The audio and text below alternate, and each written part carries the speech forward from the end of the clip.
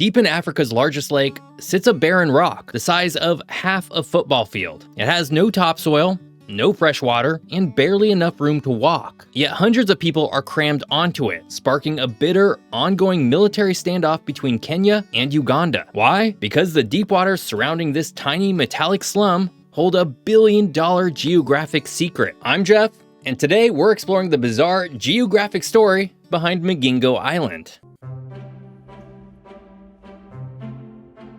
To understand the sheer absurdity of Magingo Island, we have to first zoom way out and look at the massive body of water that surrounds it, Lake Victoria. Lake Victoria is a geographic behemoth, covering roughly 68,800 square kilometers, or about 26,600 square miles. It's the largest lake in Africa, the largest tropical lake in the entire world, and the second largest freshwater lake on the planet. To put that in perspective, Lake Victoria is roughly the same size as the entire Republic of Ireland. It's less of a lake and more of an inland sea, complete with its own microclimates, massive storms, and distinct archipelagos. But large bodies of water have a funny habit of creating complex geopolitical borders. Lake Victoria is shared by 3 East African nations. The southern half of the lake, about 51%, belongs to Tanzania. The northwestern quadrant, about 43%, belongs to Uganda. Kenya, despite bordering a massive stretch of the lake's eastern edge, claims only a tiny 6% sliver of the water. But here's where things start to get legally and geographically murky.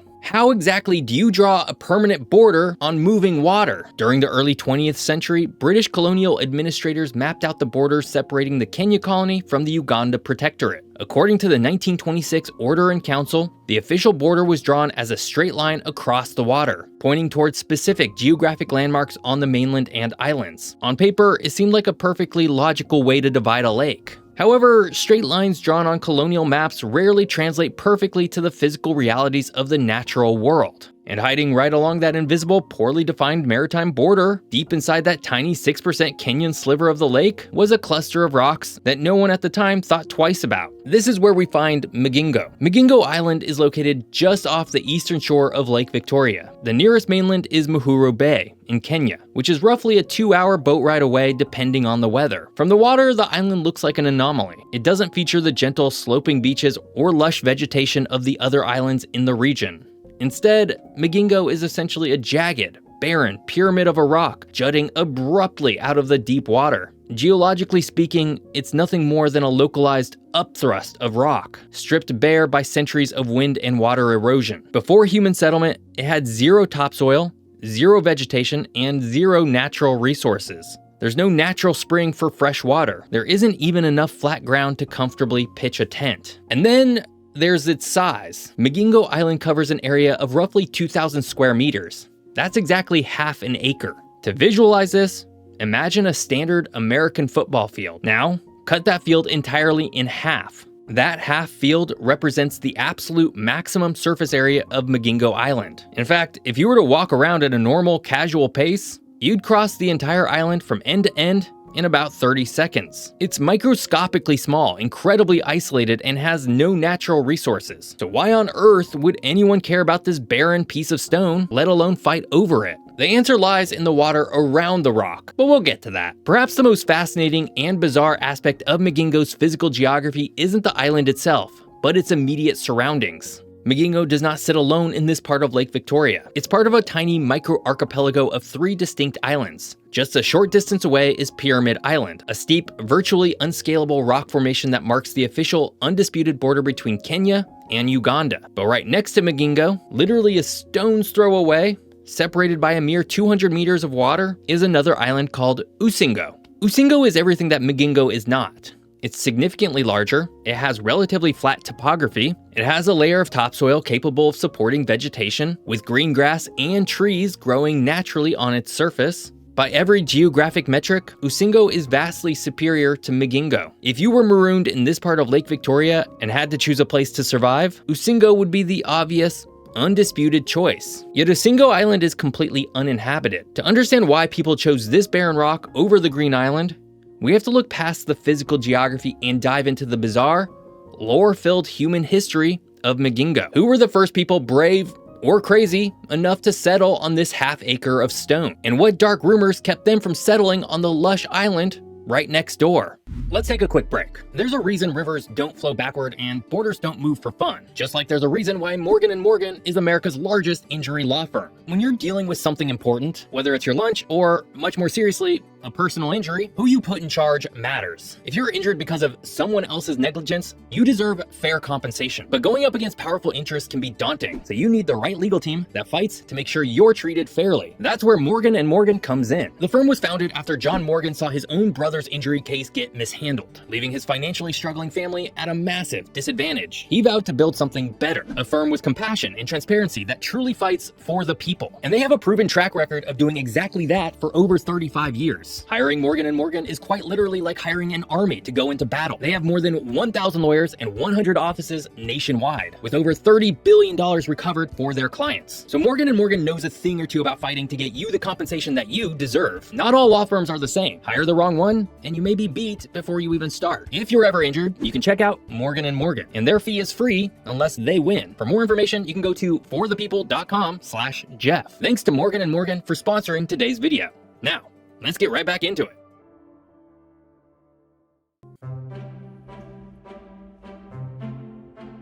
The human history of Magingo Island doesn't begin with a grand explorer planting a flag hundreds or thousands of years ago. It actually begins in 1991 with two Kenyan fishermen named Dalmas Tembo and George Kabebe. According to local lore, when these two men arrived in this remote stretch of Lake Victoria, they needed a place to set up a base camp, but they absolutely refused to set foot on the lush, inviting island of Usingo. Why? Because local legend dictated that Usingo, along with nearby Pyramid Island, was home to malevolent spirits. Fishermen whispered that demons stalked the shores of the greener islands, and that anyone who dared settle there would be plagued by illness or dragged down to a watery grave. So, Tembo and Kabebe opted for the barren rock. To ensure their safety and appease the spirits, it's said they even performed a ritual sacrifice, offering a rooster, goats, and wine before claiming the half-acre of stone as their own. For over a decade, this bizarre arrangement seemed to work. A few Kenyan fishermen used the rock as a temporary demon-free base, braving the elements. But history, especially when it comes to borders, is rarely just one side of the story. Enter Uganda's version of events. If you ask officials in Kampala, the Kenyan origin story is nothing more than a localized myth. According to Uganda, a Ugandan fisherman named Joseph Subuga arrived on Magingo in 2004. When he pulled his boat up onto the jagged rocks, he claimed he found the island completely deserted. He set up camp, and soon after, other Ugandan fishermen joined him. In their view, they were the true pioneers of Magingo. Now we have two competing origin stories, two groups of fishermen from two different countries, each claiming that they were the rightful founders of a half-acre slab of stone. But for a long time, neither the Kenyan government in Nairobi nor the Ugandan government in Kampala cared about these localized squabbles. Magingo was completely off the geopolitical radar. It was a worthless rock. So, what changed?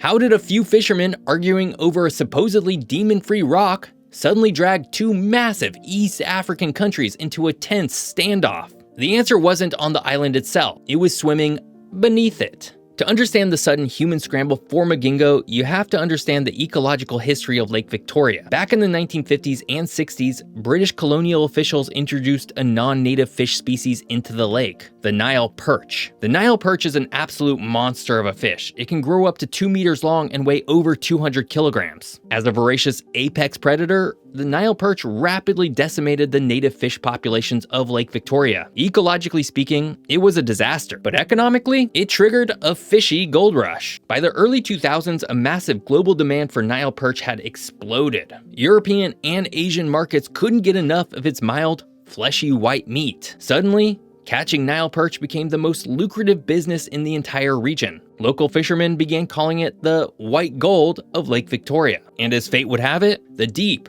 cool waters directly surrounding the tiny rock of Magingo happen to be one of the absolute richest Nile perch fishing grounds in the entire 68,800 square kilometer lake. Almost overnight, the narrative shifted. Migingo was no longer a worthless barren rock. It was a lucrative port sitting right in the middle of a multi-million-dollar fishery. It was the ultimate staging ground. If you controlled Migingo, you controlled the white gold. The secret was out. Fishermen started pouring in by the dozens, then the hundreds. But with massive amounts of money flowing through a tiny, lawless rock in the middle of a massive lake, a new, much more dangerous element arrived: pirates. Seeing fishermen hauling in daily fortunes in Nile perch, armed bandits began terrorizing the waters around Migingo. They would hijack boats at gunpoint, steal the expensive outboard motors, and take the valuable fish, sometimes leaving the fishermen stranded to drown in the deep water. The desperate fishermen on Migingo begged their governments for help. In 2004, the Ugandan government answered the call. They sent armed maritime police to the island, set up a permanent presence, and raised the Ugandan flag. They effectively crushed the piracy, but then they decided to stay. Ugandan forces began heavily taxing the Kenyan fishermen, charging them for fishing permits and exerting total administrative control over the rock. When news reached Nairobi that Ugandan troops had planted a flag and were taxing Kenyans on what Kenya believed was its sovereign territory, the Kenyan government was furious. They pointed back to the 1926 colonial maps. Uganda pointed right back, claiming the island fell entirely within its own maritime borders. The geopolitical powder keg was officially lit. What started as a myth about demons had escalated into what the media would later dub Africa's smallest war. The flags were raised, the troops were mobilized, but as the two governments prepared to clash over this half-acre of rock, the fishermen caught in the middle made a shocking decision. Instead of fleeing the conflict zone, they started building, and they didn't stop until they covered every single square inch of the island.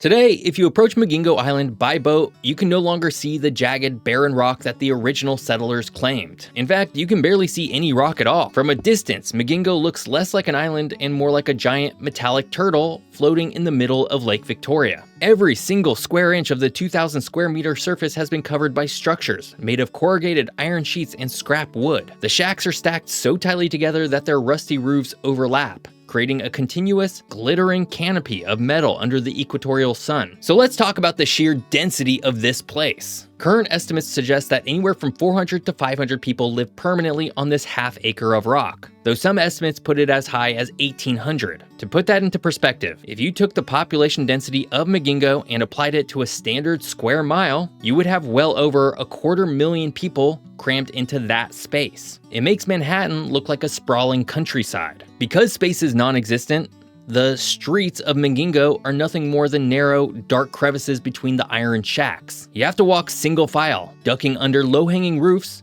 and stepping over fishing gear. Yet, inside this metallic maze, a fully functioning, albeit bizarre, microcity has emerged. Tucked into these narrow, claustrophobic alleyways, you'll find 4 separate pubs, a pharmacy, a hair salon, various food stalls, and several brothels. It's a high-energy, high-stress frontier town. But there is a glaring, dangerous downside to living on a rock with zero natural resources. There's no plumbing, no natural fresh water, and no electricity grid, save for a few noisy gas-powered generators. Every single drop of drinking water, every piece of food that isn't fish, every roll of toilet paper, and every drop of fuel has to be imported by boat from the mainland. And because there's no waste management system, the sanitation conditions are, to put it mildly, concerning. The waters immediately surrounding the island are heavily polluted, requiring residents to boat out to the deeper lake just to find clean water. So we return to the ultimate question: why would somewhere around 500 people choose to live in a cramped, unsanitary iron sheet slum in the middle of a massive lake, while the green, lush island of Usingo sits completely empty just a stone's throw away? Furthermore, why do they stay when the geopolitical tension is hovering right over their heads? Let's address that geopolitical tension first. Thankfully, the smallest war in Africa never actually erupted into a full-scale military conflict, but it did result in one of the most awkward geopolitical arrangements on the planet. Today, both Kenya and Uganda claim the island. To keep the peace, they reached a fragile co-management agreement. If you walk through the tiny alleys of Migingo today, you'll find both Kenyan police officers and Ugandan police officers stationed on the rock. They patrol the exact same half-acre of land, eyeing each other warily, each enforcing their own country's rules on their respective citizens. It's a bizarre, tense standoff compressed into the size of half a football field. But the fishermen put up with the squalor, the demons of Usingo, and the heavily armed police forces for one simple reason: the billion-dollar fish. The waters around Magingo continue to be a figurative goldmine for the invasive Nile perch, but the global economics surrounding this fish have just kept exploding over recent years. It's no longer just about exporting white meat to European supermarkets, though that alone generates hundreds of millions of dollars annually for the Lake Victoria region. The real treasure is actually hidden inside the fish. In recent years, an absolutely massive market has emerged in Asia, particularly in China and Hong Kong, for the Nile perch's swim bladder, also known as fish maw. Used in traditional medicines, luxury soups, and as a status symbol, a single kilogram of high-quality dried Nile perch swim bladder can fetch anywhere from $200 to over $1,000 on the international market. For the fishermen of Magingo, this economic reality changes everything. On the mainland, economic opportunities can be incredibly scarce, and poverty is a very real threat. But out on Magingo, a hardworking fisherman can catch enough Nile perch to earn in 1 week what might take them several months to earn back on the mainland. So Magingo Island isn't a slum to the people who live there. It's more like a boomtown. And like with any boomtown that came before, the residents are willing to endure the claustrophobia, the lack of plumbing, the threat of pirates, and the suffocating presence of 2 rival police forces, because the water around that barren rock offers them a path to financial survival that they simply can't find anywhere else. In the end, Magingo Island is a testament to human endurance, the complexities of colonial borders, and the incredible lengths people will go to when there's white gold swimming in the deep. It also makes it one of the weirdest places on the planet. Speaking of weird areas of the planet, this week I'm heading to the Mima Mounds in Washington State, a place that looks like geographic goosebumps. But here's the thing, nobody can quite figure out why they're here. So come explore this geographic mystery with me over on my travel channel. I hope you enjoyed learning all about Magingo Island. If you did, be sure to check out this video all about the Appalachian mountain range. Thanks for watching. See you next week.